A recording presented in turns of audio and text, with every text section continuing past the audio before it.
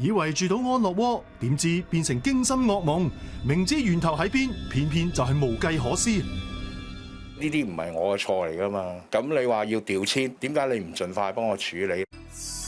嚴生一家喺愛民村住咗50幾年，一路相安無事，直到舊年年初，屋企天花開始出現水漬，之後越來越嚴重。上一年年初已經開始發生，樓上漏水，個天花板有水漬啦。咁有水漬之餘，跟住咧就係開始漏電。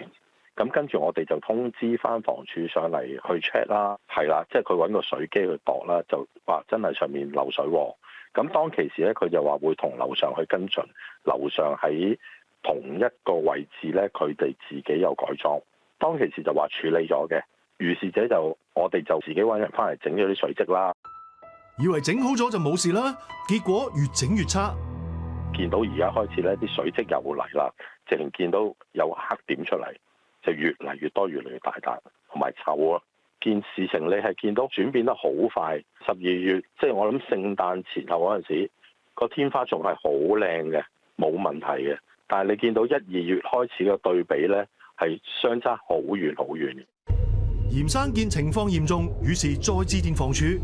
佢一味就話：我哋發咗信通知佢㗎啦，我哋叫咗樓上去跟進㗎啦。咁但係由1月通知佢到而家現時為止，都係冇結果咯。咁我其實有問過房署主任，我話你都有家訪噶嘛，你都有睇到有一點黑色，一點點黑晒，成幅牆黑晒個天花板。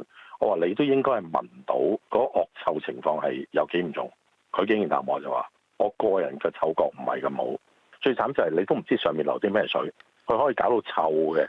其實都有一個衞生問題喺度咯。房署就話建議我哋調遷。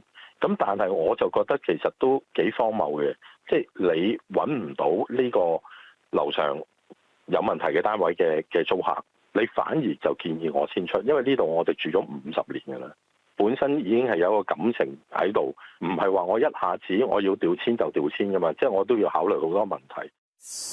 咁我哋嚟到嚴生嘅屋企咧，發現咧天花板發毛嘅情況咧都好嚴重啊。至於氣味方面咧，頭先有陣風吹過啦，都聞到啲噏臭味，同埋間中咧都見到有啲蚊滋係圍住啲毛菌喺度飛㗎。即係我媽媽影響就大啦，因為佢年紀大啊嘛。咁一般嚟講，佢哋嗰啲心理質素又冇咁高㗎啦。咁你依家咁樣影響到佢。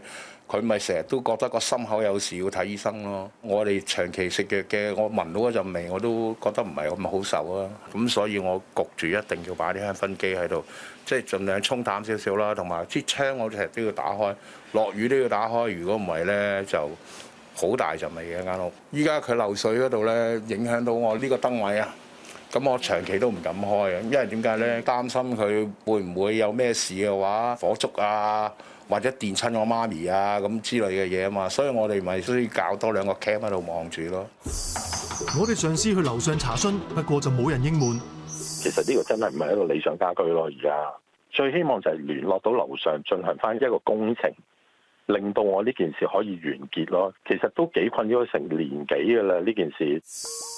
就此，我哋去信房屋署查詢，房署回覆我哋話，辦事處1月初接獲滲水報告，檢查後發現樓上露台及浴室地台防水層老化，需要重鋪地台防水層，並相約樓上戶主喺2月3日開工。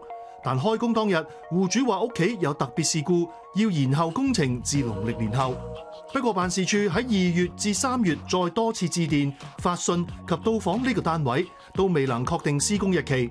所以3月底已根據屋邨管理扣分制向該住戶發出違例事項通知書，4月初再發出書面警告。及至4月9日，辦事處終於聯絡上戶主女兒，並已安排進行工程。辦事處會同2家住戶密切聯絡，等工程如期完成。